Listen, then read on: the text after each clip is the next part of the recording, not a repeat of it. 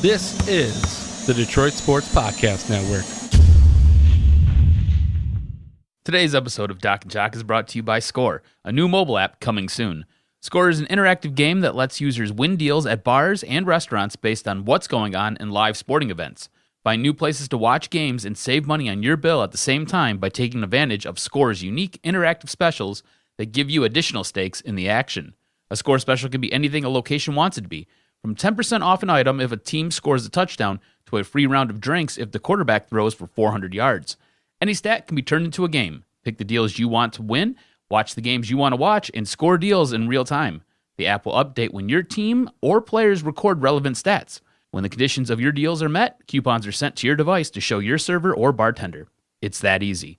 Score is coming to the App Store and Google Play soon. For more information, check them out on the web at score-app.io and follow them on Twitter and Instagram at ScoreDeals. Score, watch games, score deals. Is there a sports podcast in Detroit that people are talking about?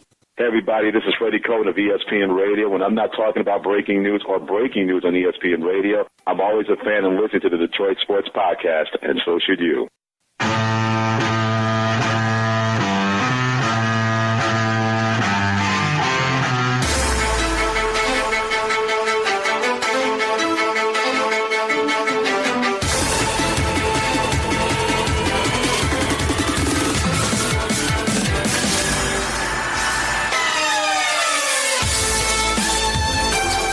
Welcome, everybody, to another episode of Doc and Jock. I am the Doc, John Macaroon. Joining me, my cousin, as always, Adam, the Jock Strozinski. What's up, cuz? What's going down? Dude, I was starting the show super rough there for a minute. I'm glad I got you. You're like my lifesaver. You're my life vest. Like, if we were in the ocean right now, I would definitely have drowned it already. But you came through and you saved me. Hey, man, the best part about doing a podcast, that's why I really enjoy it. I mean, Jim Harbaugh's gotten into the game. You know, it's one of those things where it really is the best product that we can put out in that we do go back and listen and we get a chance. You know, obviously, we mess up all the time, but when we throw out the product, and thank goodness people have received it well, and they say, hey, good job, guys. We really enjoy your work. A lot of work goes behind the scenes into what we do, and it's really fun, and especially the fact that if you listen to the end, you might hear some of our bloopers and some of the shit that we mess up each and every week. So it's a fun Wednesday always to record a podcast with you, sir. But my goodness, we got a shit ton to talk about this week. The first thing I want to know from you is, where were you? How did you hear that Justin Verlander got traded from the Tigers? So I was talking about it earlier that afternoon, and I was talking to a buddy of mine. I was like, look, watch, because Justin Upton had just got traded, and I was like, look, watch, Verlander's probably going to go as well. I mean, I've only been saying it for like a month and a half now, so I was like, there's a good possibility Verlander's going to get shipped out as well, so watch that. And I was sitting there just kind of listening to everything that's kind of going around, milling about. I had to get up early, so I went to bed. I go to bed. I wake up the next morning. I hurry up. I go to my phone, and it has just blown up. Like, I've got all kinds of messages from all kinds of different apps, basically saying, Verlander's traded, Verlander's not traded. Verlander nixed the deal. Verlander's traded, Verlander's not traded. He's back. Verlander was traded. Okay, it's official. Justin Verlander has now been traded. And I was like, oh my gosh, what happened? Like, in the course of like an hour, it had changed like 4 or 5 times. It blew my mind. It was insane. The fascinating part about it was the Detroit Tigers officials were there with him, kind of going over it. And the fact of the matter was, Justin Verlander had to give approval, and he really just kind of wanted to weigh his options. It sounds like he really wanted to go to the Cubs or the Dodgers. And you know what I was doing? I was listening to you talk about yourself, describing yourself as a quirky-looking motherfucker, and I was laughing. And the best part was, I was the only one that seemed to be awake, you know, in terms of the entire podcast network. And I was listening, and all of a sudden the alerts came, and Chris McCoskey reported that maybe he nixed the deal, which didn't really make a whole lot of sense, but that sparked a whole bunch of debate in terms of, like, why would Avila make a move if he didn't have approval? What's going on? Did Justin Verlander halt the rebuild? Then it gets announced, and then the shock kind of wears off, and then you realize, oh my gosh, they did it. They wiped off $170 million. Earlier that day, they got rid of Justin Upton. And you said to yourself, oh my goodness, they really are unloading salary. They're trying to start the rebuild. And now the good thing is, at least we recognize that the Tigers are rebuilding. But what a week that was for the Tigers. I mean, atrocious baseball as a result. They've been getting their ass kicked game in and game out. It was nice to see on Tuesday that they muscled up a little bit and played well versus the Kansas City Royals. But the week that was for the Detroit Tigers, man, it was unreal. But at the same time, you and I have talked about it for a couple seasons. I would have liked this to have been done 2 years ago. People will say, hey, it's easy to look back in hindsight and say they should have just done this earlier. They were still trying to compete. But that's you and I. That's fans. That's others going, you know what? This team could have been further along had they rebuilt. What's Al Avila's job? His job is to know this before you and I. His job is to say, to sit around a meeting room and does nobody ask the question, you know what? We just got blown out by the Baltimore Orioles. We got Brad Ausmus. Does nobody stand up and raise their little hand and go, you know what? This doesn't look right. The future doesn't look good. We can't win with these guys. No, I think, seriously, everybody in the organization, all the executives, all the yes men sit around, they're ordering their food, they're ordering their Chipotle, they sit down, they drink their Faygo, and they're talking, they're like, you know what? We can do this. We got Miggy, we got V-Mart, we got Castellanos, we think he can do some things, we got this guy Fulmer, let's make a run at it. Does nobody go, you know what? Blow this shit up. Let's try something different. I don't see it. Does nobody say that? Because if a couple people were to say it and you go down that road of having a discussion, you might have been able to pull this off a couple years ago, and you don't make the signings of Zimmerman, Upton. You don't make some signings, and you start earlier. So that's where the frustration comes into me, is that paid professionals, league executives that have been doing this way longer than you and I, didn't recognize when it was time to rebuild. Now they're doing it, and I think it's a little bit too late, but they've done it, and woo, it has that feeling of ripping the Band-Aid off, and here comes the blood, man. It's bad. Yeah, and I'll give you credit because you were ahead of this, like you said, 2 years ago. You wanted a total rebuild. You wanted to implode the entire thing, ship everybody out. You were ahead of the curve. I wanted to give it another year, and then I wanted to give it one more year, and then I was done if it didn't work out this year. So as the season wore on, I was like, all right, we've got to sell everybody and everything, but Michael Fulmer. And after seeing what they traded and what they got for Justin Verlander, I've now come around and now I'm on your side with it. And I think Michael Fulmer has to go as well. Because, like you said, yes, it's just like ripping the Band-Aid off, right? It's going to be bad for the next 3 to 5 years. And that's if it's a good rebuild. You know what I'm saying? We're going to sit there and we're going to be toiling away for at least 3 years. So by the time Michael Fulmer is in his prime and everything is kind of going together, he's going to be ready to leave here. He's not going to want to stay. So I think you trade Michael Fulmer, or you look to trade Michael Fulmer this coming off season. If not, maybe you hold on to him till next season and you trade him away then. But I think at some point you've got to ship Michael Fulmer out. On top of that, if you look, he's got, and it's been talked about by different scouts, he's got an arm delivery that when he throws, it can cause damage to his arm. And you've already seen, he's already had a couple DL stints this season. So there's some cause for pause there. Wow. And maybe you trade him away and you get something in return to sit there and add to that minor league system, which you've already helped bolster with this trade for Justin Verlander. But see, here's the problem that you have by reacting too late. Michael Fulmer now has had a couple stints where he's had to take some games off. He's had to kind of go visit Dr. Andrews, and perception is reality across Major League Baseball. Whenever a player starts having these, numbness, starts visiting doctors, obviously teams are not going to give up as much as we would like, and that's why people said, you know what, let's try to make the move earlier. I don't see a situation now where you can trade Michael Fulmer. He is the attraction. I think he is the only guy now besides Miguel Cabrera, but question marks are swirling around him and what he's going to provide the next couple of seasons. The only person that you really want to pay, $15 to go see potentially is Michael Fulmer, and we might have potentially got a guy that's going to have arm problems. Maybe not this year, maybe not next year. Unfortunately, you hate to hear it and you hate to worry about it, but it might come when you're making a playoff push in years 3 or 4. So you really got to be cautious, and so it's one of those things where I think Michael Fulmer is going to be a Tiger. I do believe the next couple dominoes to fall, and I might agree with those that say Jose Iglesias, Ian Kinsler probably should be lopped off, as well as Nick Castellanos, guy that can hit 20 home runs, probably will get you something, because I don't see him experimenting with the outfield, doing anything spectacular.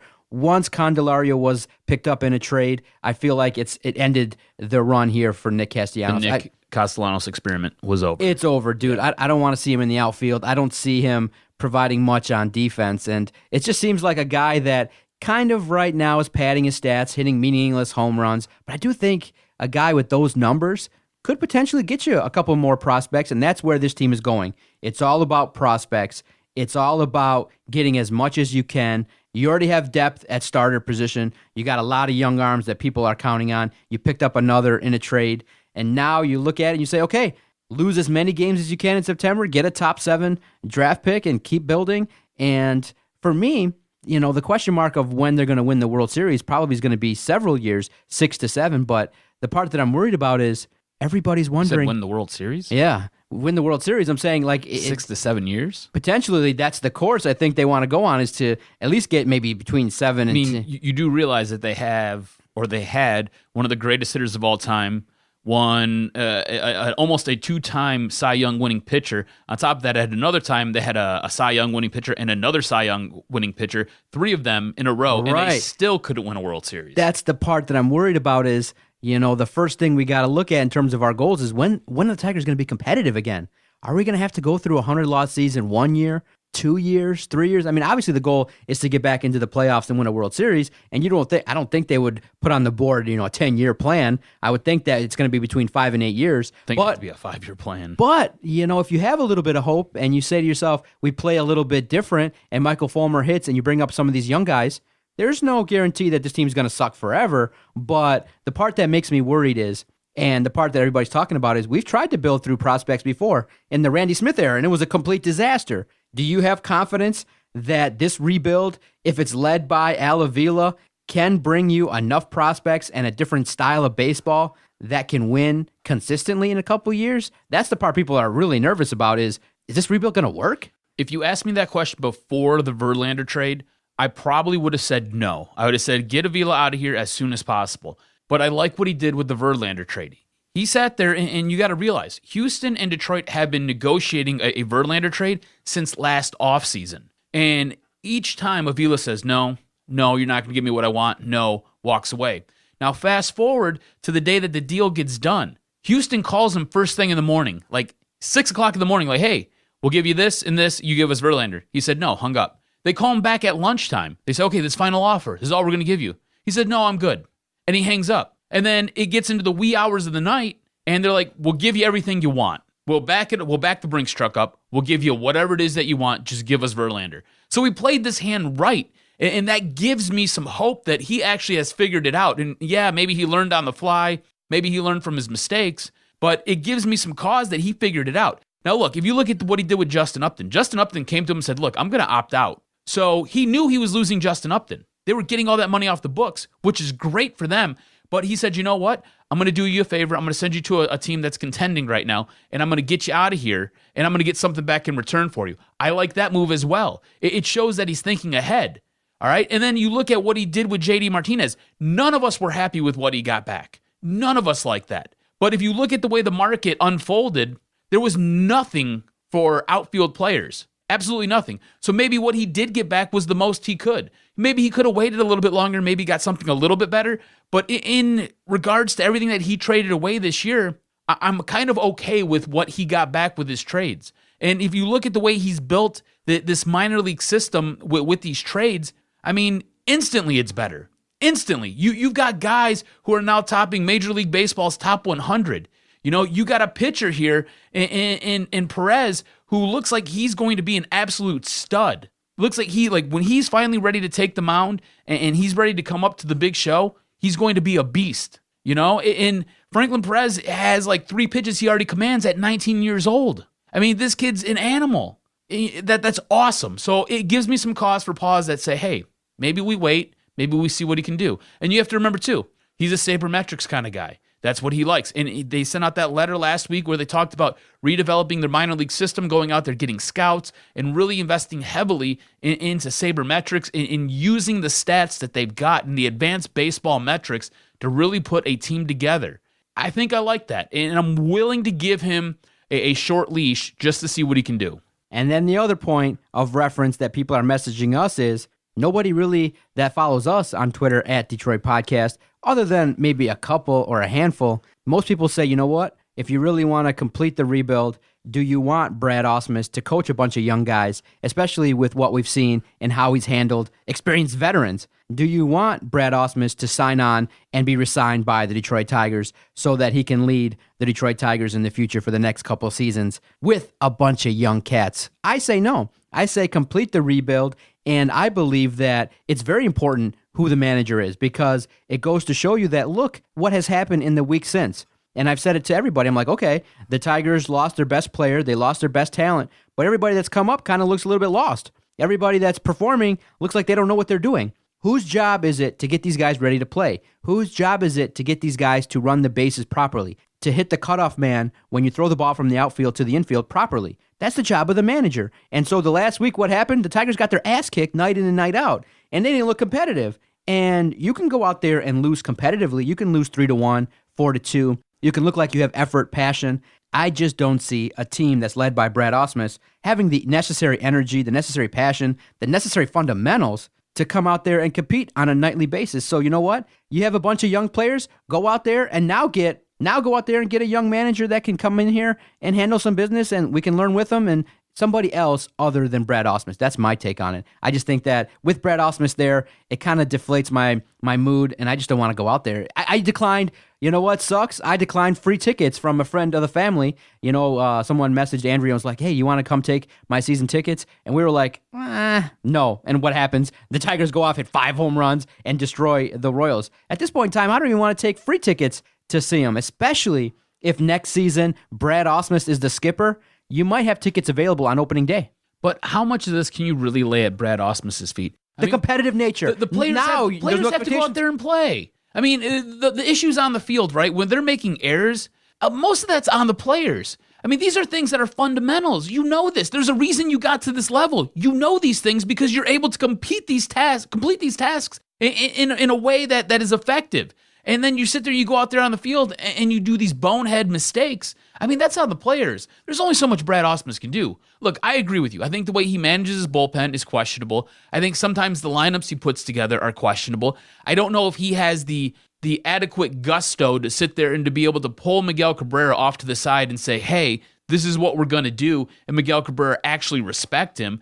And I think what you've seen with that New York Yankees fight, you've seen a guy in Victor Martinez who has totally checked out on not just the manager, but his teammates. And I think that's what Justin Verlander was getting in his ass about inside that bullpen or inside that dugout. He was sitting there telling him, you don't do this. You don't sit there, you don't back out on your teammates. And I think that right there is just a veteran who has just said, you know what, I'm done with this season. I'm done with this manager. And you can't necessarily blame that on Brad Ausmus because if a guy like Verlander's still sitting there and he's got his back, I mean, that's on Victor Martinez then. It's not on the manager. But when you see the same mistakes, the same base running mistakes, the same fundamental errors, game in and game out, and now for the better part of 4 years, you got to ask yourself, okay, is this the guy that you want leading young talent? And I say, no. If you can't do it with proven veterans, I don't want you teaching young guys the fundamentals of baseball. I'd rather just start over with a guy that you can mold and shape into a manager that you can maybe have a chance to succeed with, or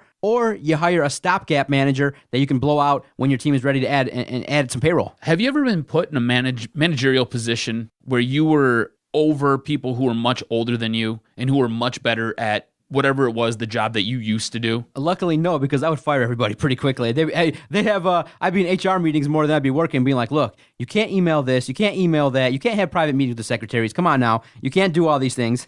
Look, I was put in a spot when I was very young, when I was 17. All right, I was main manager of a store department. I sat there and I pushed out the old manager, and the old manager ended up having to work underneath me. Do you know how awkward and odd that was for me to sit there and have to go to this guy who used to be my boss and tell him how to do his job?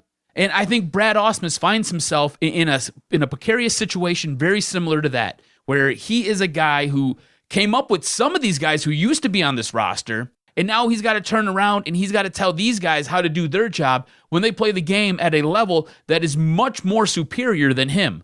So I think he finds himself between a rock and a hard place. Now, maybe that changes with people who are younger than him and new talent that's coming up through the minor league system. Because I found this is me again, and it's totally different, right? Managing a department store and managing a baseball team, totally different. I get it. But what I found was managing people who were more closely related to my age or people who were brand new to the position, who were brand new coming in, I could sit there and I could communicate more effectively with them. I could get through to them, and I didn't feel like there was this odd animosity and this weirdness between us.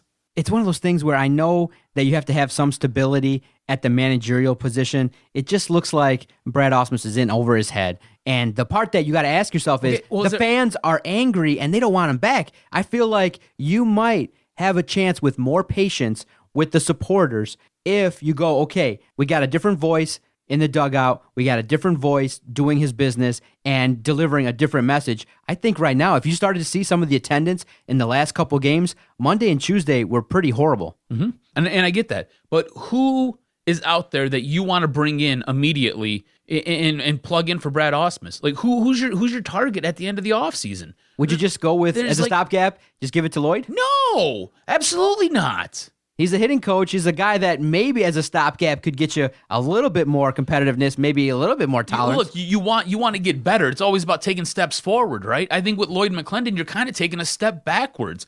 I don't see how this benefits the team at all. Maybe you go and you pluck the guy from AAA, AA. You go see what you got there, or you say to yourself, you know what? If we're gonna go and look at a bunch of international players, let's stick Omar Vizquel, a first-year manager, and let's see what he can do out there. Many people really highly respect Omar Vizquel and think that, you know what, if we're gonna go through a bunch of learning pains and growing pains with a bunch of young players, why not give it to Omar Vizquel? I would probably be more apt to give that a shot because it's thinking a little bit outside the box. Look, if you're going to go down to Toledo didn't do that good this year. Toledo ended up finishing third in their division, and they didn't even make the playoffs. So you don't want to go that route. So, yeah, maybe I go Omar Vizquel. Maybe it's a guy who can get through to the players. Maybe it's a guy who can connect a little bit better, and maybe you give him a shot, and maybe you actually find a diamond in the rough there. But other than that, I don't know who the hell's out there that you're going to be able to get, you're going to bring in, and you're going to feel really confident with. What percentage chance is Brad Ausmus the manager 2018 season? I'm going to say 52%. I give it more. I think that the talk is that Brad Ausmus is beloved by the organization. They feel like, you know what, we pulled the rug right out from under him during the season. He's handled it well. He's saying all the right things, and they really want to invest in Brad Ausmus. So I'm going to give it about 65% chance he's managing next year. I want to double back real quick. I want to go back to our conversation about trading away Michael Fulmer. If you went to the Washington Nationals and you said, look,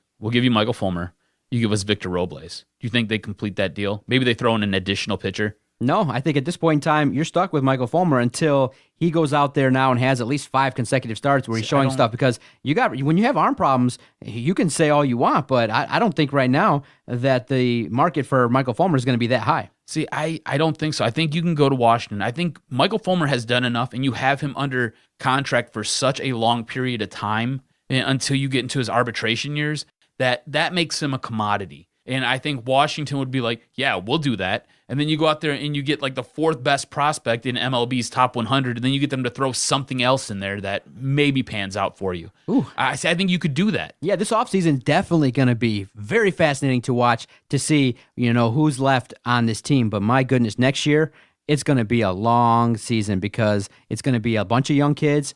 I'm fascinated to see in spring training which young arms are going to come up. Are Daniel Norris and Matthew Boyd ever going to take that next step? Is Michael Fulmer going to be healthy? So it's one of those things where it's going to be some new storylines to talk about with the Detroit Tigers, and probably one of the biggest storylines is going to be, is Michael Fulmer going to be on the team? I'm leaning towards that he's going to be on this team in the coming years, but it's going to be fascinating to see, man. Really fascinating week in terms of the history of the Detroit Tigers. In the coming weeks, we'll look back and give our favorite memories of JV, our favorite memories of this 10-year run. A lot of people are actually debating, was the run successful? How would we describe the past 10 years as opposed to the previous years of misery? And we'll get into all that in future episodes of the podcast, because when an era ends, like it has now, window shut, it's now time to rebuild. It's also time to reflect on some great memories that, we experienced with the Detroit Tigers. It was a great run, and I'm definitely curious to see what you thought about the last decade of Tigers baseball. And are we about to relive the 90s? Oh,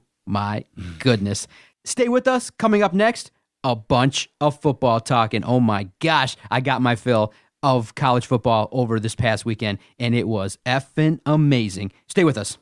Adam and I want to tell you about our host site, Podomatic.com. when Adam and I were first starting this project back in 2013, before Jim Harbaugh signed on with Podcast One to do a podcast, when Adam and I decided, you know what, let's just let it rip. Let's do some podcasts. Let's see what we can add to the Detroit broadcasting scene. We went to Podomatic.com and we were able to find a great host site. We've been able to take our recorded audio, upload it quickly to Podomatic, and that's how we've been able to grow our fan base. When you use Podomatic, it's super easy. I mean, Adam and I will record this podcast. Once we're done, with post-production, we'll throw it up to Podomatic, and within about 5 minutes, we generate quality links that we can send out there and say, hey, we got this great guest, we got this great topic that we're going to talk about. And so that's why we've been able to get great messages and support regarding all of our podcasts, because we really don't have that many technical difficulties. We're able to generate quality links, and that's what you get when you work with Podomatic.com. So if you're going to start a brand new podcast,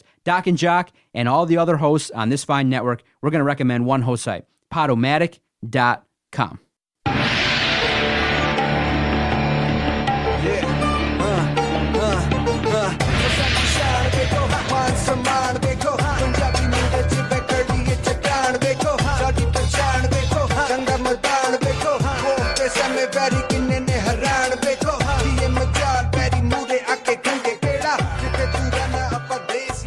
So, cuz, how did your Saturday go? I had a great time, man.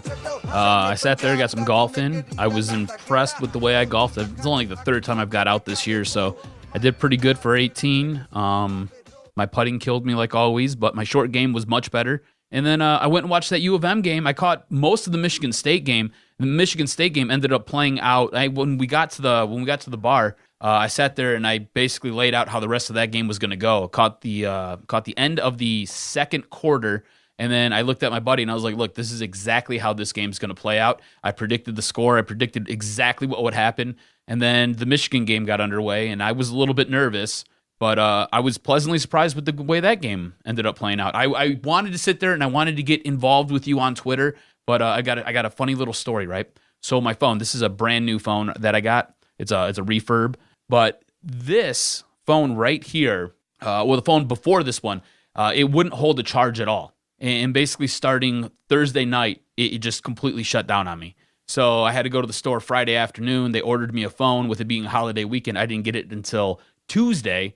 So as we were sitting there going back and forth, my phone was just dying and dying and dying. And every time you tagged me in a message, my phone would light up and the battery would just sink lower and lower and lower. And by the time I got home, I had like 2% battery life left. And yeah, it was brutal. I couldn't even like sit there and tweet you back and forth. Hurt my heart. Man, it's okay. Well, now, how do you like the new phone? It works much better. I mean, I think I'm still leaving the carrier that I have. I'm going someplace else, and I'll be getting something brand new here in a couple weeks. But we'll see what happens. Well, something much more affordable. All right, let's start with Michigan, because I got a chance to watch it as well. I went to a birthday party, and then everyone was loving Michigan. Everybody was a little bit disappointed regarding what they saw at the quarterback position once they saw the 2 pick sixes. The first takeaway that many people have, and it sparked a lot of debate on our Twitter page at Detroit Podcast, was, how much confidence or lack thereof do you have for the quarterback, Wilton Speight? Because they tried John O'Korn, but they neutered him. They don't want him to pass the damn football. So people are now, in the last few days, they've been looking and going, he's had a couple turnovers in big games. What's he going to do going forward? Can we really trust Wilton Speight? Is this a quarterback that we can kind of count on to get to the next level? And right now, many people, when they talk about the quarterback position at Michigan, a little down on Wilton Speight. Look, there's no quarterback controversy. If you're a Michigan fan, look deep within yourself and ask yourself this question, because this is what I said out loud as I was watching this game unfold. If Wilton Speight is not under center, how confident are you in any other quarterback, including John O'Korn, that comes into the game? Because when John O'Korn's in the game, I'm not confident at all. You know, they sit there, they try to run the ball with him. He had one really good pass. It was his only pass. It was a nice pass, but I don't feel confident with him under center at all. When Wilton Speight's in the game, I feel much more calm, much more at ease. Yeah, he had a couple bad throws. Yeah, he had a couple pick sixes. The first one wasn't his fault. You can definitely blame the wide receiver there. But in essence, what people are seeing is that, he stepped up. He wasn't really hurried. He stepped up and delivered high balls. And unfortunately, he overthrew most of his receivers that entire game. Yep. And what ended up coming out of that game is they ended up breaking it down, and they said that it was a stride issue. It's his footwork. So something that can be corrected. I think what you have to do is give Wilton Speight another week. Let's see what he does against Cincinnati, and I think he'll probably be fine. I don't think there's going to be any issues. I think the quarterback controversy will soon die down after this Saturday. And to be honest with you, I don't think there is a QB controversy. I think Wilton Speight can step into the game. He can control the game. Yes, he makes a couple bad throws now and again, but that is something that can be corrected, and it will be corrected. Look, he's not Jake Rudock, right? Jake Rudock came in and basically blew everybody away, I think, when he sat there and he took the helm as the Michigan quarterback. Wilton Speight, he has had some really good games. He's had a couple games where you're just like, what the heck's going on here? When it's all said and done, though, I think you as a Michigan fan, you feel much better when he's under center than anybody else. You do feel good, but the question that you kind of evaded was, in the big game versus Ohio State, should Michigan have a successful season, does Wilton Speight step up his game? I think what you get with Wilton Speight is a conservative quarterback that you can kind of count on to deliver most footballs within reason. You can get a quality game manager to help you do some things. But now, when it comes down to can you defeat Michigan State? Can you defeat Ohio State? Can you go through that daunting schedule? He's already beat Michigan State. He has. And he'll beat them again. But this season, with this quality of talent, because of the fact that potentially you have a top 5 defense that's going to do some things, you might not need Wilton Speight to do a whole heck of a lot. So people are down on him because of the fact that what they've seen in big games, you haven't seen a guy that's delivered quality performances in big games. And I think you're going to get more of the same. I think you got, based upon what you've seen in the first game, you got about a 9-10 win team, and you got a strong, solid defense that's going to be super fast, and they're going to swarm to the football, and they're going to cause havoc. I don't see too many teams that are predicated on running the football doing a lot of damage versus Michigan, and so you need that quarterback to not make key mistakes, because if he throws interceptions versus Ohio State, if he doesn't take care of the football, if there are some fluky plays that we get a chance to see, you're going to have some people that are going, you know what? It's time to move to John O'Korn, and we don't want to see Wilton Speight anymore. So that's where I see it going right now. Let's not forget, Wilton Spaight's also the same quarterback that hit Tariq Black with a 46-yard freaking touchdown pass in the middle of this game. You know, I mean, for as many bad things as he did a lot of good things as well. And yeah, he threw the ball high. I think John O'Korn's going to be just fine. I think this Michigan offense will be fine. And the one thing I took away from this game is their defense is really good. This defense is very, very good. This team may be more reminiscent of that 1997 team where, look, we've got a top 5 defense. Offense, just don't screw it up. Just don't mess this up. And on offense, they've got some players. They've got some wide receivers who look like they can play. You know, they've got some running backs who look like they can run. You know, that offensive line, it's going to come together. It's going to get better. Usually your offensive and your defensive lines, as the season progresses along, they get better. So I'm confident that this offense will get better and will become an asset. Do I think it was a little bit of a hindrance in this game? Yeah, but I don't think it was nothing that the defense couldn't shake off. I mean, do you realize that pretty much everybody outscored the Florida offense? Like, Florida's defense outscored Florida's offense. Michigan's defense outscored Florida's offense. Michigan's offense outscored Florida's offense. The only thing Florida outscored, I think, might be the special teams. And that's about it. And another thing I can say, it actually looks like Michigan has finally found a kicker. Yeah, nice, huh? For years. Wow, 250-yarders. Wow, it was nice. They've not had a kicker, and it looks like they finally have a kicker. Well, you need Jim Harbaugh to sleep over some quarterbacks' houses. That's right. And get one in here in the next couple of years, because people are down on O'Korn. Peters hasn't really shined yet to where people are going to give him confidence. So we'll see how it progresses. Michigan takes on Cincinnati at home at the home opener. And do you think Michigan covers that line? I mean, it's pretty decent. 34 points. 34 points is the line. Look, Cincinnati I don't think is very good. I think Michigan's defense is going to handle the Bearcats. I think Michigan's offense, like I said, after this week, it's going to settle down. I don't think we're going to have this talk about Wilton Speight, needing to be subbed out for John O'Korn. I'm expecting to see John O'Korn in this game, but I'm expecting to see him either sometime late in the third quarter, maybe in the fourth quarter. At some point, you will see him, but it's not because Wilton Spaight's getting yanked. It's because the score's so high. I don't think they cover 34 points, but I do think they win going away. I think they maybe win by 24. Switching gears, looking at what happened in East Lansing, it was nice to see Michigan State put together a quality performance. There were some wrinkles, there were some challenges that the Spartans faced in their opening contest versus Bowling Green, but it was nice to put forth a dominating performance on film. It was nice to kind of start the process of moving away from the stench that was the horrid offseason that the Spartans had. It was nice to see, and it's nice for us to talk about some things on the field with Michigan State. And so watching the game, of course, you get a little bit pissed off in that your star, L.J. Scott, is putting the ball on the turf a couple possessions and causing, a little bit of problems for the Michigan State defense. But at the same time, you saw Lewerke, you saw him make plays with his feet, extend drives, and so you can't really take a lot out of a contest where you destroy Bowling Green. Does he look like the sloppiest playmaker ever? Yeah, It looks like a play is totally busted, and somehow he ends up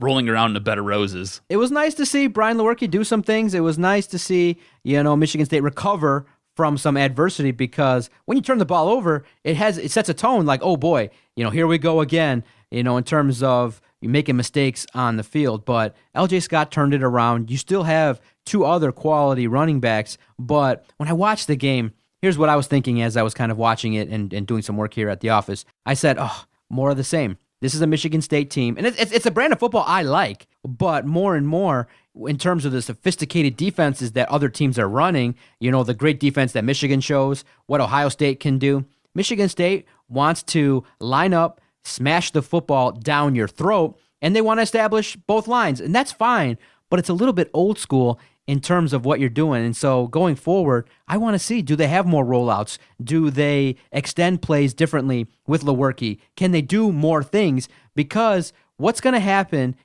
when Michigan State goes to Ann Arbor and plays Michigan? They're going to have the box filled with defenders. And so can L.J. Scott get through that line? Can L.J. Scott create plays? I feel like the offense is a little bit still conservative. I feel like they need to maybe take some plays out of the playbook of Alabama, Clemson, some plays from the SEC. Do something a little bit different. I see more of the same. It's a winning brand of football, but nowadays it's much harder to be a running football team, to be a smash-mouth team in the NCAA, because everybody's got the pro-style offense, they got super fast receivers, and you look at it and you go, can Michigan State, advance with the times when they compete against better talent? But all in all, it was a great victory. I just would like to see a little bit more from the offense. I'd like to see a little bit more consistency from the star players.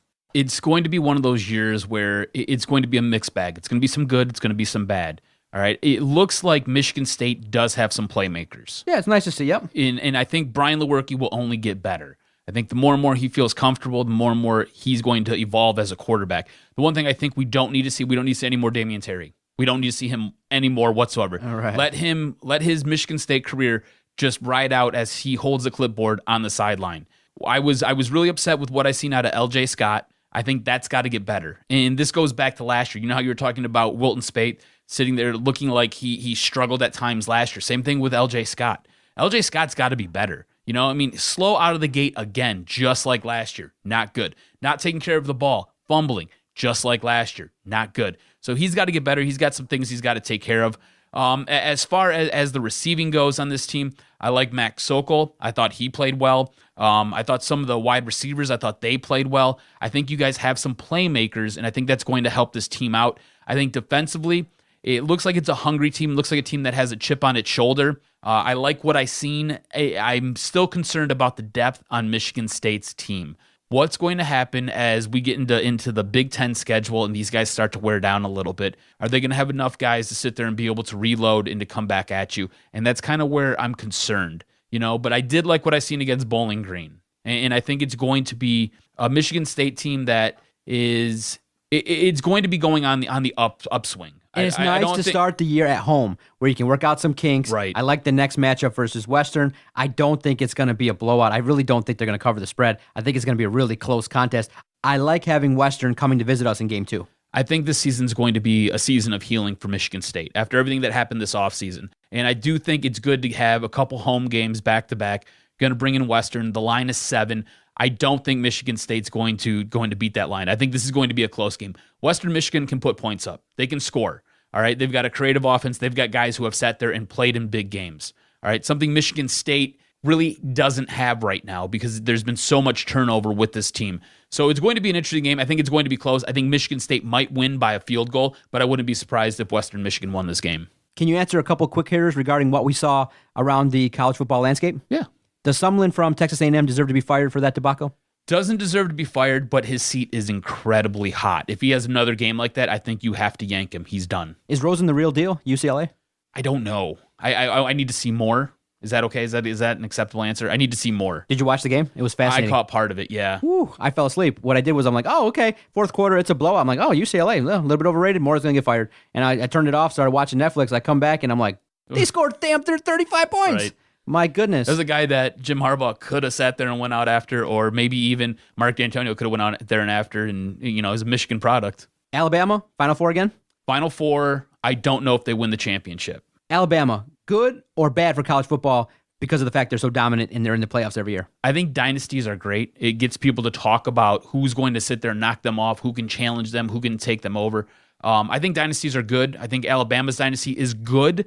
I'd like seeing when they get knocked off, though. I mean, let's talk about it. I mean, Ohio State, Clemson. I mean, they have been beaten before. There are schools that have sat there and have arose and knocked them off. It's just they've had this prolonged effect on college football where they win time in and time out. Do you like the fact that these teams are playing head-to-head against some quality opponents week one? Yes, I love it. It was I think nice, it's great. I think it's outstanding.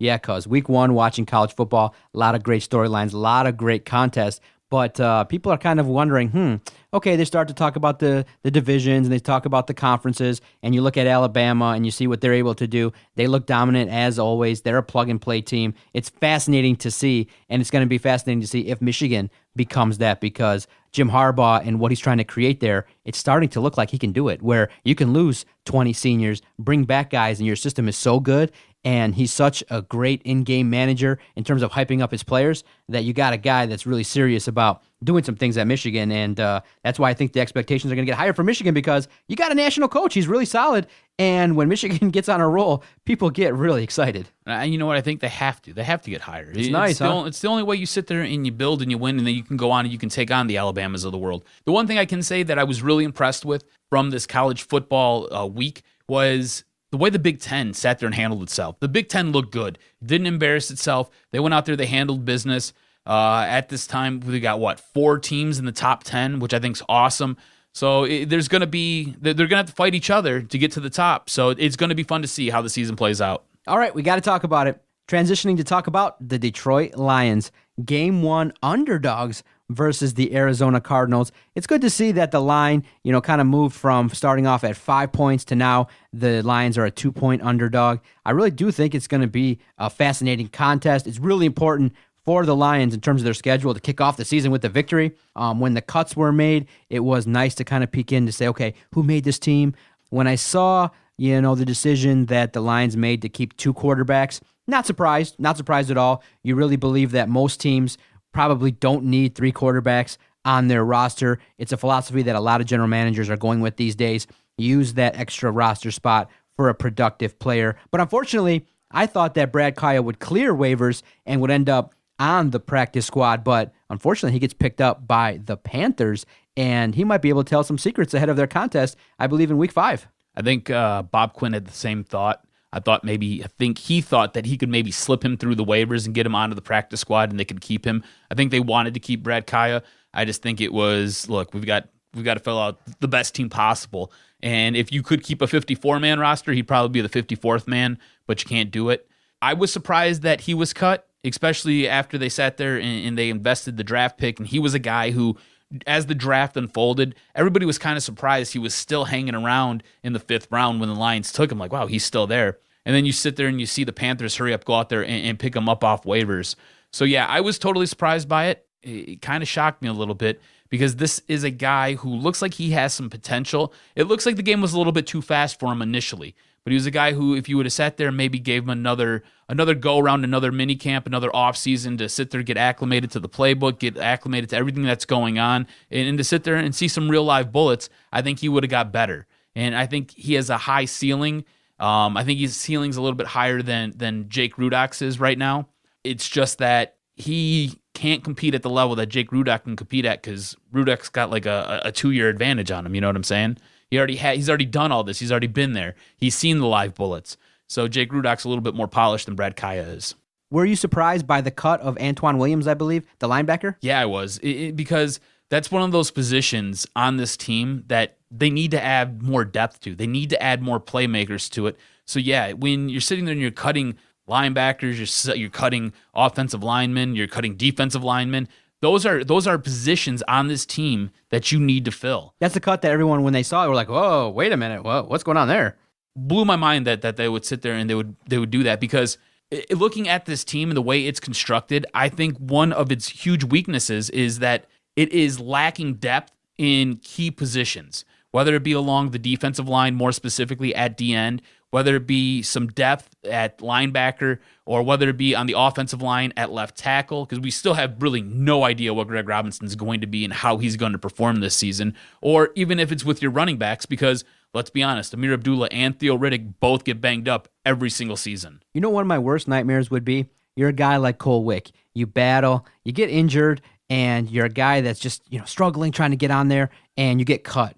But you clear waivers and you make the practice squad. You're like, okay, good. Okay, you know what? I'm not on the main roster, but I have a chance to work, and I sign my name on the dotted line. I know I'm going to make roughly, maybe $25,000 a week, a lot less than most people, but I have a job and I can practice with the team. I'm still around, no problem. You make the practice squad, it's announced, you're on the list, and then you realize 4 days later, oh shit, the Lions are still making moves. Cole Wick cut from the practice squad. And so really in the NFL, you never really have security. Each and every day you show up to that facility, it could be your last. I don't think I could thrive in that kind of pressure, especially for a guy like a Cole Wick who's just, really on the outside looking in, in terms of the top 65 player, but the organization just went out, found a couple other guys that they need to fill in at defensive end or linebacker, and they go, oh shit, we got 2 other guys that are coming in. My name might be called up, and that pressure, those nerves that you might experience being an NFL player, man, it is crazy.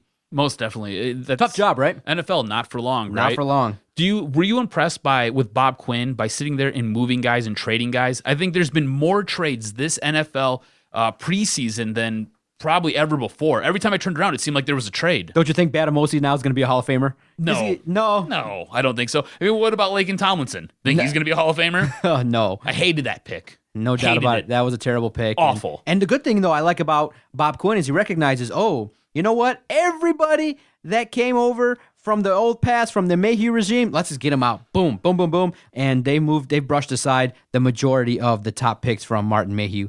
All credit, because you recognize they aren't good enough. Well, that's the one thing I do like about him. If he makes a mistake, whether it be from Martin Mayhew's draft class or whether it be from his own draft class, he's moving those guys out of here, and he's trying to get something in return. I mean, you sit there and you hoard late-round draft picks, because what you do is you can bundle them, and then you can move up in the draft to go get players that you actually want and that you target. So I love it. Game 1, how skeptical are you that the Lions are going to compete with Arizona? Because I got a bad feeling Carson Palmer and Larry Fitzgerald are just going to be like, oh, baby, let's light it up and have ourselves a celebration. Larry Fitzgerald does some things. He stirs the drink for that offense, and he's going to go up against Darius Slay. I'm hoping that Fitzgerald doesn't go off and cause a bunch of havoc. And that's one guy on the offense, the wide receiver position. I even forgot to mention David Johnson, the #1 running back in all the land. And with a depleted secondary and a depleted, defensive line, is David Johnson going to go off?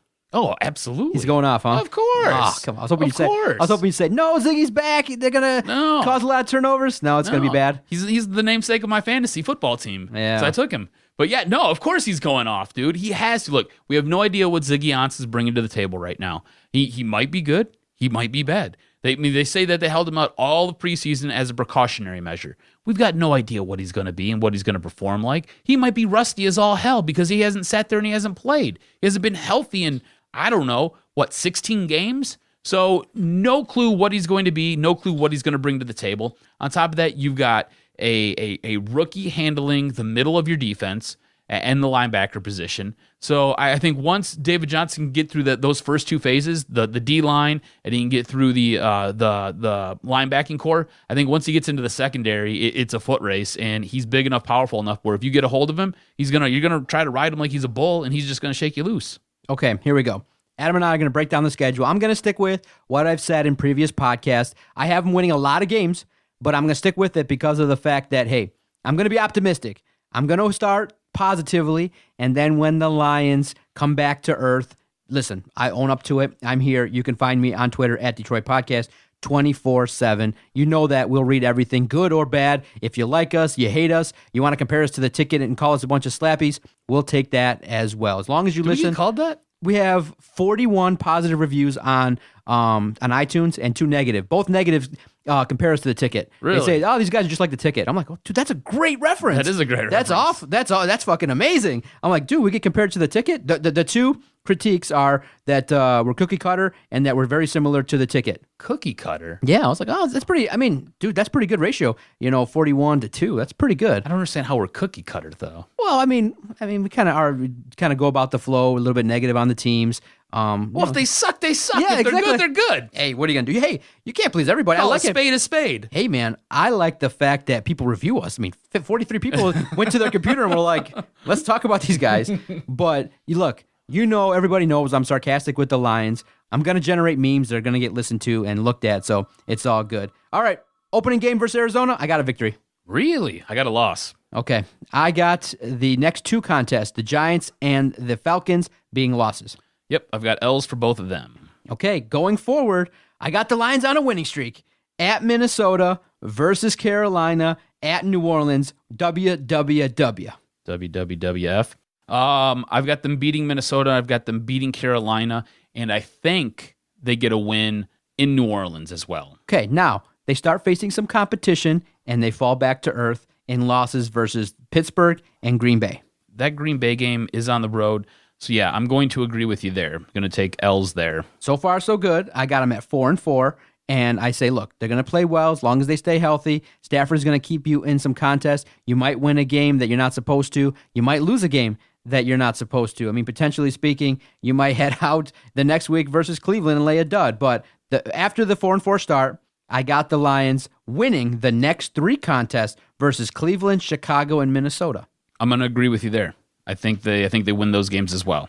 Jason Jarvie, host of the Motor City Sports Rant every Tuesday on our network. He's got them winning the next 3 as well. Clean sweep, sir. Exactly right. Going on the road versus Baltimore, I got it being a loss. It's late in the season. They've got to travel to Baltimore. That could be a really close contest. It could be, because I don't think Danny Woodhead's going to hold up as well as he probably should. Man, I'm going to say that's going to be a win. Okay. I'm going to give that a W. Now I got them going on the road versus Tampa Bay, coming back home versus Chicago. I got those 2 being W's. Yeah, I think they win those games as well. At Cincinnati, I got that being a loss. One of those games maybe where you're coming in riding high on a 2-game winning streak and you just maybe lay a dud. That might be a game where, it's later on in the year, it might be really freezing cold. You might have to rely on a running game or a short conservative passing game. And who's better to play those kind of games than the home team? So I give it to Cincinnati on the road. Yeah, Lost for the Lions. I think Cincinnati wins that game as well. I think that defense is a little bit too rough and tumble. And again, it's one of those games where it's outdoors. You got to run the ball to be successful. And I don't trust this running game at this point. To finish the season, last couple of years, you've played Green Bay, a lot at stake. You've lost them. This year, I got them winning it. So prior to the Taylor Decker injury, this is what I came up with. I have them going 10-6. When I evaluate this now, post talking about it, you really could see a loss to Arizona, which would derail them. You could see a loss versus Carolina and New Orleans. If you just lose those right there, you go from 10 wins down to 7.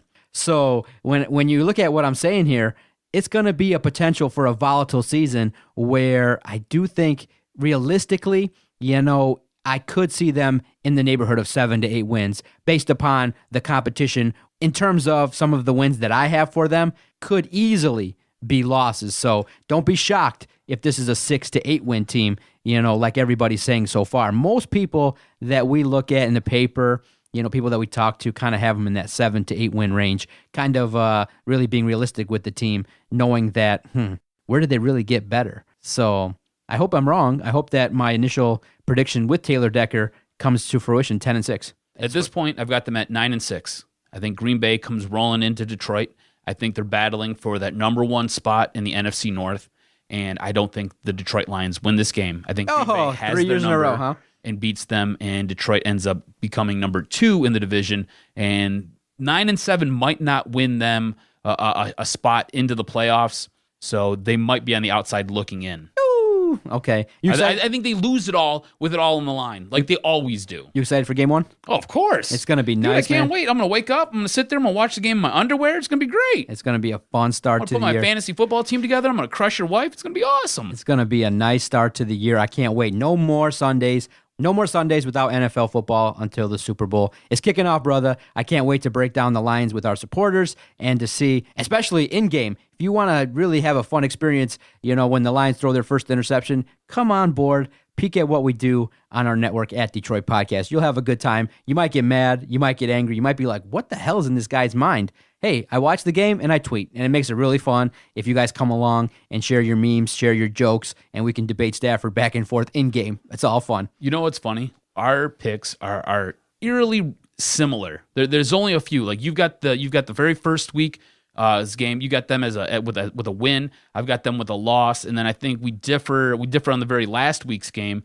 And there's one other game where we're a little bit different than each other. The Baltimore game. I've got them winning that game. You got them losing that game. But really close, man. Really close. My goodness, I can't wait. Let's take our final timeout. Lots to talk about in the Doc and Jock Pro Wrestling Report. I can't wait to break it down with you. Before we take a break, do you have them winning the NFC North or do you have them losing? No. Okay. I think that Green Bay is probably going to have 11, 12 wins. All right. I just wanted to sit there and I wanted to put it down. No bueno for the Lions. When you got Aaron Rodgers, you got a guy that you just have to beat him. And can the Lions do it? I don't see it. I don't think they can beat him either. You're listening to Doc and Jock on the Detroit Sports Podcast Network. If you've enjoyed what you've listened to for the last 60 minutes, the free and easy way to keep the wind in our sails, check out our website, DetroitSportsPodcast.com. You can check out and find out what show airs when. Check out the multiple links that definitely help us keep going and provide quality content. I think we're airing 6 to 8 weekly podcasts. You can buy tickets to any sporting event. You can click through the Amazon banner to take care of all your online shopping needs. We greatly appreciate all the supporters and sponsors that help us to keep our project on the air, to have a good old time. And a quick announcement, because of everybody's great support, when we send emails out, we're like, hey, the Michigan Sports Hall of Fame is going on September 15th. Guess who's going to be there? The Detroit Sports Podcast Network. And it's always fun to potentially reach out to PR staffs and to say, hey, look, we'd like to go out there, maybe have a chat with Jim Leland, maybe have a chat with Jalen Rose, maybe have a chat with Greg Campy. We've chatted with him multiple times. And so for people to follow up and say, hey, tell us about you. We really like your website. We like the nonsense that you're putting out there. Definitely come cover our event. It's great. It's nice to see. And that's only available because of the fact we got strong supporters, and we greatly appreciate it. Check us out, DetroitSportsPodcast.com.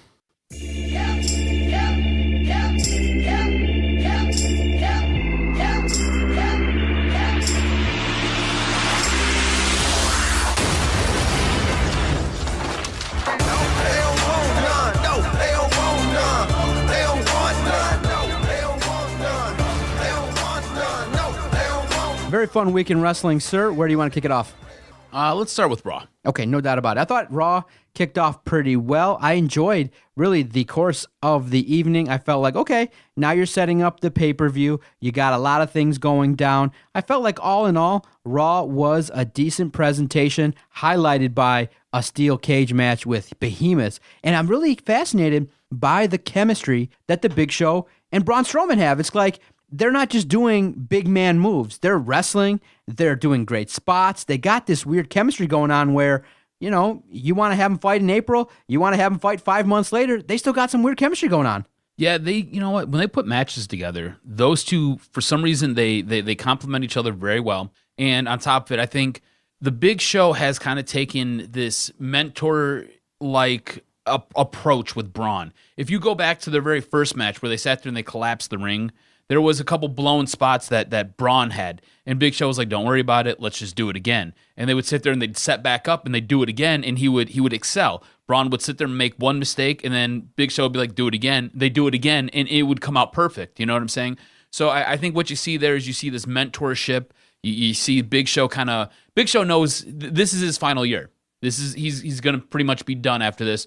So at this point, he's giving the rub to other guys, and he's trying to sit there and coach them along and mentor them, and I think it's outstanding. Raw kicked off with a 20-minute match. Cena versus Jason Jordan was okay. Decent wrestling. I feel like, you're kind of seeing Jason Jordan kind of working his way up, gaining experience by being thrown in there with a John Cena. But if you compare it to when John Cena debuted, I feel like still John Cena versus Kurt Angle was still one of the great debut matches. Jason Jordan kind of needs a victory at some point to kind of legitimize him on Raw. When this match first set up and they both wrestlers came out for their entrance, I looked at my wife and I was like, look, Cena's going to win. Jason Jordan's going to look strong. And that's what they did. Cena won, and Jason Jordan looked strong.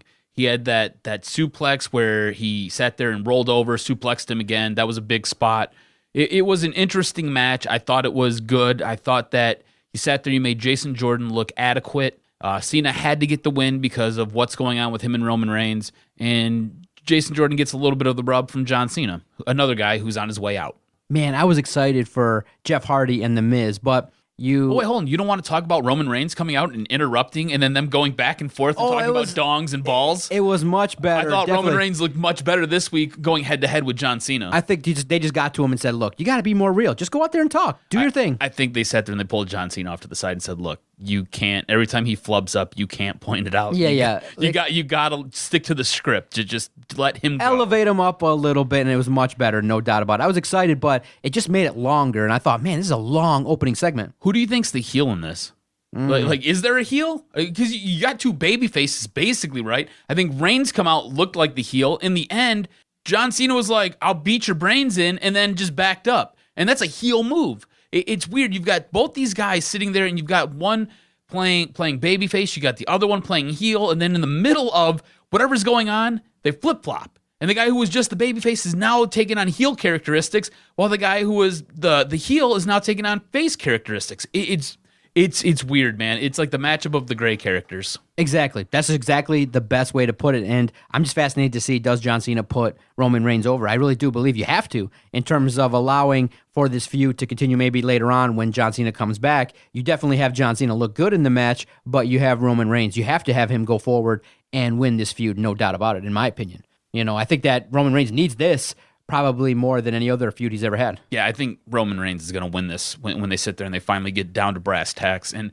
again, John Cena's got to give the rub. That's what this is. And Cena laid it out perfectly last week when he called him out. He was like, look, you're my bootleg. So that being his bootleg, he's got to give his bootleg the rub so his bootleg can sit there and kind of pick up the torch. Like I said, I was excited for Jeff Hardy versus The Miz, but I was excited for 5 years ago, Jeff Hardy, the singles competitor. He looked a little bit slow in the matchup. Great psychology. It was nice to see him have some early offense, but definitely the right choice to have The Miz beat him. It was nice nostalgia to see Jeff Hardy in a singles competition, but at the same time, you got to keep him as a tag team because he looks one step slow. I don't think WWE is going to do that. I'm expecting Jeff Hardy to get his own singles run. You think so? I think so. Look, Vince McMahon loves Jeff Hardy. Loves him. Absolutely loves him. So at some point, Hardy's going to get his own single run. He'll probably come back at some point to beat The Miz for the Intercontinental strap, and he'll sit there and he'll tote that around for a little bit. I like this match. I thought it was a good match. I thought both of them complemented each other. I thought they both wrestled really well. I enjoy The Miz's matches. I enjoy the way he cuts a promo, and I enjoy the build for it. I think he's solid in the ring. Jeff Hardy is great in the ring.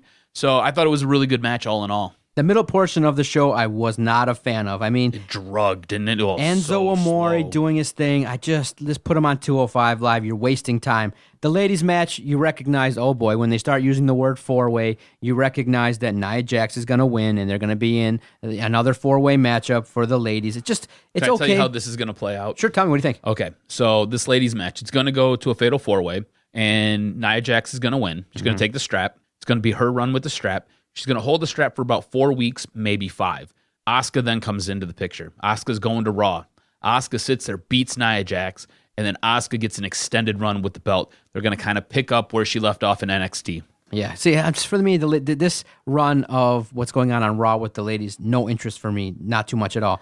Then you got Finn Balor and Bray Wyatt continuing their rivalry, and it makes it hard because you have not done a good enough job developing the Bray Wyatt character where whenever he comes on and starts doing his talking, you're just like, oh God, here we go. Another matchup where he's going to lose, or another matchup where you got a guy that hasn't been established enough yet in terms of credible victories to make it believable. You just go into it thinking, well, Finn Balor's going to win the matchup, and maybe you have Bray Wyatt win, but in the end, what's it mean when you got these two guys? It should mean more when you have a caliber of guys like a Finn Balor and a Bray Wyatt. It just seems like it's thrown together, but when you don't establish Bray by having him beat other people, I mean, just to have him come out and dispute nonsense to Finn Balor every week doesn't do it. You got to have him come out, do some damage. You got to have him win some matches. You got to make him credible. I mean, have him go out there and beat the Big Show. Have him go out there, beat some of these guys. Maybe have a match before Samoa Joe gets hurt where he gets a couple victories. You can't have a guy and make us all believe that, oh, yeah, I'm going to invest in him when Bray Wyatt loses all the time.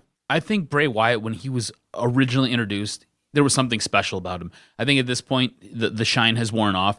So now basically I think, okay, creepy crawly. Okay, cool. And then while this whole promo is going on, I started thinking, I'm like, you know what? You know what's really unfair? And mind you, Bray's like sitting there and just rambling on with Finn. I'm like, you know what's really unfair? Finn never got his WWE Universal Galactic Mars Championship rematch. That's where my mind goes. I'm like, why is he wrestling Bray Wyatt? This is the first WWE Universal Mars Galactic Superman Superstar Champion, and yet he's never got his rematch after he was injured by Seth Rollins. And that's kind of where my mind goes. And I'm like, now he's sitting there slumming it up with Bray Wyatt? Yeah. Okay, let's go dig in the dirt for worms. I like the tag team division on Raw. Seth and Dean get the victory over Anderson and Gallows. Workman-like matchup. I'm fascinated to see where this goes. I like to see, Sheamus and Cesaro. I like that mix. I like to see what's going on in terms of where the matchups are going, who's going to do what, and to have Seth and Dean win was great. Now, obviously, we talked about the Big Show and Braun in the cage. It was amazing. So, obviously, the pattern has kind of gone to form where it's a hot first hour, second hour kind of drags a little bit, but then when you get to the end of the show, it's a good product. I liked Raw this week. Yeah, it was solid. I think the middle, again, it felt like it was a sandwich that was surrounded by awesome action, really good promos, awesome action, really good promos, and then in the middle, you kind of got this mush. Filler, right. Yeah, it was just kind of like, what the hell is this? If we could find out some way to sit there and remove that hour, whatever that junk is in the middle, if it's just shortening the show by 2 hours or somehow getting something better to fill that, I think it'd be outstanding. Big Show Braun, I thought was great. I don't know if you noticed or not, but Big Show got help to the back at the end, and that was all set up. Big Show's going to go and have some minor hip surgery done, so it was a way to write him off TV, makes Braun look strong.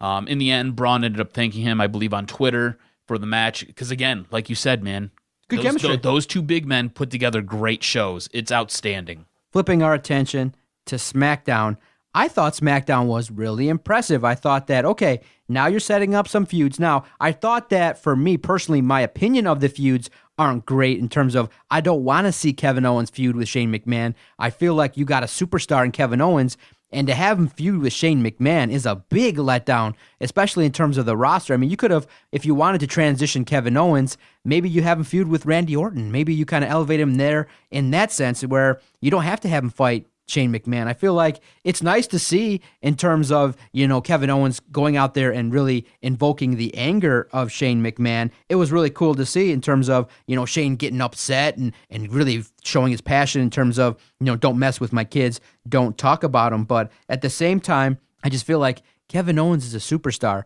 This is a guy that can wrestle with anybody in the world. And you got him, feuding with Shane McMahon. It's kind of a lame angle in my opinion. But in terms of what's going to happen next week, it's going to be cool to see Vince back. Yeah, look, it's what the McMahons do. It's their place. WWE is their gigantic Chuck E. Cheese. So they do what they want to do. I don't like Kevin Owens feuding with Shane because we all know Kevin Owens is a much better wrestler than Shane McMahon. So it would go to form that Kevin Owens should just dominate Shane McMahon. I did like the segment. I thought it was interesting. I liked how Shane erupted and sat there and crushed Kevin Owens. And then I liked the psychology that Kevin Owens was playing. And I like how they tied this in through the entire episode of SmackDown, where they would sit there and they'd cut back to Shane just sitting there trying to cool down. And then they'd cut to Kevin Owens, who was being helped to the back. And then he would have his one-on-ones with Daniel Bryan. And he's talking about how he's going to sue everybody. And then you get the phone call. Daniel Bryan gets the phone call, and he's got to sit there and he's got to go tell Shane that he's now been suspended. And then Vince is coming back next week. So I liked the whole setup. It didn't feel forced. It didn't feel like it was slammed down your throat. They took it and they stretched it out over 2 hours, and they gave you just enough each and every time. I like the way they set it up. What did you think about Carmella and James Ellsworth? I thought that it was kind of, inevitable that she's going to turn on him. But then you go, what? Wait a minute. He's She's the still with luckiest. him? He's the luckiest Yeah. man in the world. Gets to kiss her a couple times and Dude, gets she's slapped by her. smoking hot. And Yeah. she sits there. She kisses him, treats him badly. I mean, that's something that you'd like on a Saturday night after you've had a few pops in you. No doubt, But right? yeah, I had no idea what was going on with it. I thought she cut a good promo. I thought it was very mean, the things that she was saying. But then he goes to the back and he begs for her forgiveness. Next thing you know, she's laying a big one on him, right on the lips. And then she sits there and turns around and slaps him and says, "We're going to do it my way now." So I'm interested to see how this is going to work. I guess we're led to believe that we've been doing this James Ellsworth's way since the beginning, which makes no sense to me. In a situation where I'm led to believe that Dolph Ziggler went to management and is like, let me just go with this angle where I get to complain to the fans and tell them what I'm really thinking a little bit. And I go, no. I would just say, you know what, Dolph, good idea, but no, we're going to scrap that. You just go out there and be the best wrestler that you can be. We'll figure something out. The whole gimmick where he was himself, John Cena, Macho Man, Naomi, it was corny, and it came off where it's, the fans were into it lightly, but I wasn't into it at all. I thought it was stupid, and I just felt like, look, you want to reinvent Dolph Ziggler? Dude, just give him a manager. Give him somebody that can hype him up a little bit, but he's a good enough wrestler where you just give him a push, let him go out there and cut a couple promos, have a couple feuds where he wins, and you got a guy. Just go out there and feature him, but you can't just keep, having Dolph Ziggler come up with these stupid ideas. This one's going to fall flat. They're going to change from this fast. This was a horrible idea. It was a weird segment. This is being done, though, for a different reason. And it's being done because it's going to set up Dolph Ziggler versus Bobby Roode. Dolph Ziggler's on his way out the door. He's leaving WWE. He is pissed off at creative, and he's pissed off at what WWE has done with him. And everything that you're hearing him say, this is all real life. Like, he is upset with the direction that what they've done with this character. So when he comes out and he says, "Oh, I just have to have a stupid gimmick," it's because you see a guy like John Cena come out and pull a towel out of his butt and say, "Hey, hustle, loyalty, respect," right? You see the Macho Man who used to have Miss Elizabeth, so he comes out in a flashy robe with a valet. Or you see Naomi come out and it's like a psychedelic acid trip gone wrong. Do you know what I'm saying? So he's pointing all these things out because this is what's got him pissed off and what's got him heated. He's going to go to the indie scene and he's probably going to kill it. On top of that, he's going to do his own stand-up comedy routine because that's what he's really into. So don't be surprised if you see him do what other wrestlers have done that have left WWE. Guys like Cody Rhodes. Yes, guys like amazing. Guys like Cody Rhodes who sit there and they basically take their WWE character or their WWE fans and they sit there and then they multiply it by tenfolds and they go out there and they have great matches and they have an interesting character and they do really, really good things and they sit there and they capitalize on their name from WWE and then don't be surprised if maybe he comes back to WWE. Jim Ross says it best. How can I miss you if you never leave? So maybe he leaves. You miss him a little bit, they bring him back, and then he gets the crowd pop, and maybe they do something with him. It doesn't help that John Cena went to Vince and says he's not ready for this, he can't do this, and after that, Vince was kind of lukewarm on him as it was, and then after that, Dolph Ziggler never, ever got the push that he needed. The finality of SmackDown, pretty entertaining. I liked Baron Corbin getting the victory over Ty Dillinger. Then you have AJ Styles, who was at ringside doing the announcing, going over to Ty Dillinger and being like, look, I know you lost to Baron Corbin, but he always cheats, so I'm going to give you the matchup next week. And then, I like the way that you got to just slowly build up Baron Corbin until you give him the big push. So Baron Corbin getting the W over Ty Dillinger. There's been speculation about, the backstage stuff and some anger with Baron Corbin, but that's a talented dude. It's a big dude that you can market in the future, but you just got to take it slow with him, let him put together some feuds and some wins, and really kind of keep him in the mid card right now because that's where his role is. And then when you have him, face off versus AJ Styles, maybe at Survivor Series or later on in the year, you then can highlight Baron Corbin if he should in fact lose, in a feud to AJ Styles. Nakamura versus Orton, I'm not really, as much as I try to, I like Nakamura's entrance. I like what he brings to the table in terms of a personality and the background that he has in terms of strong style, the great matches that he's had. But just as a talent, I'm not into Nakamura. I just think that this is a weird dude. He's a little bit too different for my liking. And the quality of his matchups, in terms of how he sells moves, the move sets that he's choosing to use, I'm just not into him. I was kind of hoping that it was going to be Randy Orton versus Jinder Mahal again. But in Detroit, Hell in a Cell, it's going to be, at this point in time, Shinsuke Nakamura and Jinder Mahal. I was more intrigued by just seeing Jinder Mahal up there in the rafters, his interview. I'm not into Nakamura. I'm not sold on him at all. It was a good matchup. I mean, you saw that they got to the ring at about 9:38, and they both stalled and didn't even start wrestling till like 9:42. So 9:42, 9:43, and then a bunch of standard choke holds and things like that. But in the end, stupid punches. It delivered in terms of a match that had some good psychology, but you had the fans cheering Randy Orton, who a week earlier was supposed to be a heel. So Nakamura, I understand what he is right now. He's an entrance. People really like his personality, but for me, I'm just not a Nakamura fan at all. There's something missing with him. And I don't know if it's the promo, and he struggles with his promos just because English isn't his first language. I don't know if it's because he hasn't found somebody who can wrestle with him. It doesn't seem that style is going to work in WWE. It doesn't seem like his strong style of kicks and, weird suplexes. It just doesn't, he doesn't even have a traditional moveset. I think his best match so far has been with John Cena. I think that was probably his most interesting match, and there was a small botch there. I just don't think he has a partner who can wrestle with him, whether it be because of the WWE style or whether it be because of any other ancillary thing.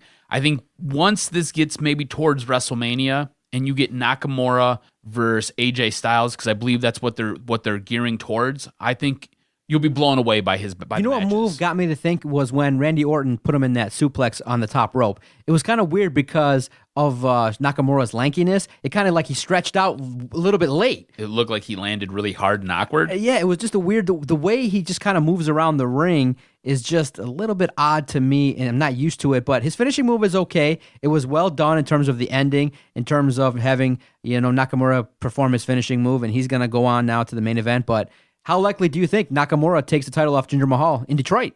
I think there's a good chance, because this is the way I see it building. Because now when you're putting wrestling together, you got to sit there and you got to plan weeks and months out in advance. And then if something happens, you tend to scrap all of it. But the way I see it, if Nakamura beats Jinder has already held the belt for over 100 days. He's had a nice long run. You can take the belt off Jinder. You put it on Nakamura. All right? You sit there, you run Nakamura until WrestleMania, when you let AJ Styles and him get into it, and you have an incredible match to sit there and close out WrestleMania. And I think at that point, you've now elevated Nakamura and you've elevated AJ Styles to that pinnacle, because them two working together, it's phenomenal. Like, honestly, no pun intended. It is incredible when those two get together and they wrestle. So I think that's how I would build it out, and that's how I would lay it out. At some point, you're gonna have to take the strap off of AJ Styles. I don't know who you'd want to give it to, or who you'd want to sit there and take it from. I mean, maybe that's Corbin then. Maybe Corbin, you sit there, you beat Corbin down, you beat Corbin down, you beat Corbin down. AJ extends that open invitational, or maybe they meet up someplace and Corbin takes the U.S. title off him, and that's his first title reign. Maybe that's what you do. And then you slowly do almost like what they did with Shawn Michaels, where he was a tag wrestler, then he was Intercontinental Champion, and then from there he got elevated and he became a heavyweight, and he became the WWE Champion. So in your mind, which show was better? I think I like SmackDown better this week, just because there was no lull. I was gripped to all of it. I got up and I had to go wash some dishes real quick in the middle, because by the time I sat down to watch it, I had already made dinner, so I got up to go wash some dishes, and I had to pause it on the DVR because I didn't want to miss anything. Normally when Raw's going on, I just let it play in the background. I had the biggest pop on SmackDown, not really for the in-ring action, nothing like that. It was nice to see Corey Graves on there. I like the decision to have Corey Graves be an announcer on both shows. He is, like we said last week, awesome. He's elite. He does the job. He's got a great voice, and he knows what he's doing. He's developed himself into a quality wrestling broadcaster. But during the Ty Dillinger match, I don't know if you saw our Twitter page, but some dude, stood up, and what you want to do with the sign is you want to make a shocking sign, and you want to get right in that prime position to air it out. And so right when Ty Dillinger gets into the ring, a dude stands up with a bright white sign, and it says, "KO's a bitch." And I put it on our Twitter page. Yes, I highlighted it because I said... WWE will be editing that out. Yeah, well, it was great because I messaged our friends at the Breaking Down the Ring podcast. I said, "Is this the sign of the year?" And they were like, "I haven't seen it yet." So I got to go back, rewind it on the DVR, and it's on our Twitter page at Detroit Podcast. I was like, oh, what a great sign. KO's a bitch, and it was awesome. I like SmackDown a little bit more than Raw, so I have no problem putting the tally in SmackDown's corner whenever you can announce that Vince McMahon's coming to Vegas. When Daniel Bryan did his shtick to tell Shane McMahon that he was suspended, all was good. It's nice to see. I'm looking forward to, SmackDown in Vegas next week. Vince McMahon's going to come address Kevin Owens and his nonsense that he's been pulling off the last couple weeks. So it's 1-1. You want a quick news and note segment real quick? Hit me with the news and notes, sir. I really only have one big thing. Big Ring of Honor signing? I don't know how big it is. Donovan Dijak is signing to NXT. That's been discussed now for a little bit. So finally it's getting done, which is awesome. But GFW, TNA, Impact, whatever you want to call it, Jeff Jarrett stepping down as head of creative. I mean, dude, always something. It's like, honestly, GFW is like that high school girl who is nothing but drama all the time. Yeah, always changes, always turnover. It's like, man. So he's stepping down, and it's to deal with some personal reasons. I'm assuming, this is me speculating now. All right, so Karen Jarrett, if you don't remember, Karen Jarrett was Kurt Angle's original wife, or his first one. She sat there and she went around banging Jeff Jarrett. So don't be surprised if the kitty cat's been let out of the panties and she's sitting there throwing it at somebody in the back, and he's got to go take care of his marriage. I'm just saying. I have no facts on it. I'm speculating. Any lead on who's going to be the next creative dude? I have no idea. He's going to be considered a consultant, Jeff Jarrett is, until he gets his life in order. I wouldn't be surprised if they went to Jim Cornette and offered it to him. He's already turned them down once, but now with Jeff Jarrett leaving, I think maybe he feels a little sense of ownership. I wouldn't be surprised if maybe him and Dutch Mantell teamed up and they sat there and put out some good stuff. So I'm a huge Jim Cornette fan. I think Dutch does a good job as well. So I wouldn't be surprised if those two teamed up and did some good things. Thank you, kind sir. Always enjoy the podcast recording. Football's here. It's the fall. It's very nice to enjoy some conversations regarding football. I'm just hoping that the Lions can come out and deliver a quality performance. We deserve it. I mean, Little Caesars Arena is going to take away a lot of attention from the Lions for the first couple of weeks. People are going to go see Kid Rock. It's football, bro. It's football. It's not going to take nothing away. Well, people are going to want to definitely go down and see Little Caesars Arena. And if the Lions get off to if the Lions get off to a bad start, I really feel like the fans are just going to give up on the Lions pretty quickly because, listen, there is only so much that you can take in terms of a sports team. And with what's going on in Detroit with the other teams, I don't think the leash is going to be that long for the Lions, especially now that you've paid Matthew Stafford a shit ton of money and you got Jim Caldwell there. If they get off to a bad start, I think you're going to see some empty seats, some patches of fans that just say, you know what, let's just get on to something else. I don't know. Kid Rock doesn't do it for me. I much rather watch football than Kid Rock. And are you going to go to a preseason game for the Wings at LCA? If I get tickets, I'm not trying to spend $100 to go sit in that arena. It's just, I don't know. I mean, if for some reason something comes up, then yeah, maybe. But I'm not trying to go out of my way to drop a fortune to go there. Lions fans, though, realize that their schedule is brutal. The first half of it is very difficult, and I don't think Lions fans are going to be surprised if they're 0-3. I think the hot seat gets much warmer for Jim Caldwell, and I think there is some stirring, and I think fans are upset. But I wouldn't be surprised if they sat there and they hung through for the first 6 games, and at that point they're probably 2-4, maybe 3-3, and then maybe things get rocking and rolling. So I'm just saying. Lions fans have been through this. We've been through just about everything. Yes, sir. You're right. We are like the Lions fans are like the human petri dish of STDs. We've had them all. We understand how it works, and we get them. We just get that shot of penicillin, and we just keep on rolling, bro. Maybe some Valtrex. You can follow Adam on Twitter at AdamRSTROZ. You can follow the network at Detroit Podcast. We've enjoyed all the fun conversations, and it's about to kick off with football this Sunday, 1 o'clock, Arizona. Can't wait. See everybody next week. Go Lions. My bad. We're supposed to do a commercial. I know. I got sidetracked. I thought you were going to play the intro. This was locker room talk. Second dick. Sorry, Detroit. Didn't quite work out. And all I can say is Detroit Sports Podcast scores.